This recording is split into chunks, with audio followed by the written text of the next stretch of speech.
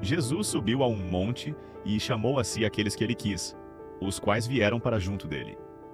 Escolheu 12, designando-os como apóstolos, para que estivessem com ele, os enviasse a pregar e tivessem autoridade para expulsar demônios. Estes são os 12 que ele escolheu: Simão, a quem deu o nome de Pedro, Tiago, filho de Zebedeu, e João, seu irmão, aos quais deu o nome de Boanerges, que significa filhos do trovão. André, Filipe, Bartolomeu, Mateus, Tomé, Tiago, filho de Alfeu, Tadeu, Simão, o Zelote, e Judas Iscariotes, que o traiu. Deus chama as coisas que não são como se fossem. E talvez essa seja uma das verdades mais difíceis de aceitar sobre o modo como ele age. O Evangelho diz que Jesus sobe ao monte e chama aqueles que ele quis. Não diz que chamou os mais preparados, nem os mais equilibrados, nem os mais espirituais. Diz apenas isso: os que ele quis. E eles foram. Isso já desmonta muita coisa dentro de nós. Por que estamos acostumados a pensar que o chamado vem depois da capacidade? Primeiro a gente se organiza, melhora, amadurece, resolve a vida e só então estaria apto. Mas Jesus não funciona assim. Ele chama antes. O chamado vem antes da clareza, antes da força, antes da maturidade.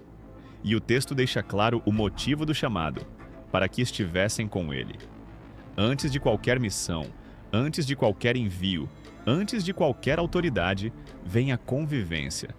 Estar com Jesus. Caminhar com ele. Aprender o ritmo dele. Deixar que a vida seja moldada pela proximidade. Isso nos ensina algo muito concreto para o dia a dia. Deus não escolhe os capacitados. Se fosse assim, quase ninguém seria escolhido. Ele capacita os escolhidos. A transformação acontece no caminho, não antes dele. A graça vai se revelando à medida que a pessoa permanece. Depois, sim, Jesus envia. Dá missão. Dá autoridade.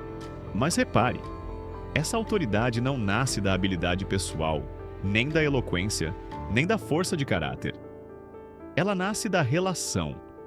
Eles têm autoridade porque estiveram com ele, porque aprenderam a olhar como ele olha, a ouvir como ele ouve, a agir como ele age. E então vêm os nomes: pessoas reais, histórias reais, temperamentos difíceis. Pedro, impulsivo. Os filhos do trovão, intensos demais. Mateus, com um passado que muitos julgariam imperdoável. Tomé, cheio de perguntas. Judas, que o texto já lembra, foi quem o traiu. Isso é desconcertante. Jesus sabia quem estava chamando. Sabia das quedas, das incoerências, das fragilidades futuras. E mesmo assim chamou. Isso revela algo muito importante. Deus não chama pessoas prontas, chama pessoas possíveis, pessoas em processo, pessoas que ainda vão se tornar aquilo que Ele vê. Talvez hoje você se sinta pequeno demais para o que a vida te pede. Talvez olhe para si e pense que não é suficiente, que falta muito, que ainda está longe do ideal. Esse evangelho não nega isso, mas ele mostra que isso não impede o chamado. Deus chama as coisas que não são como se fossem. Ele olha para você não apenas como você está hoje, mas como você pode se tornar caminhando com Ele. O critério não é perfeição, é disponibilidade. Não é ausência de falhas, é permanência. Se Jesus te chama, Ele sustenta. Se Ele te envia, Ele acompanha. Se Ele confia uma missão, Ele oferece a graça necessária para vivê-la. Não toda de uma vez, mas dia após dia.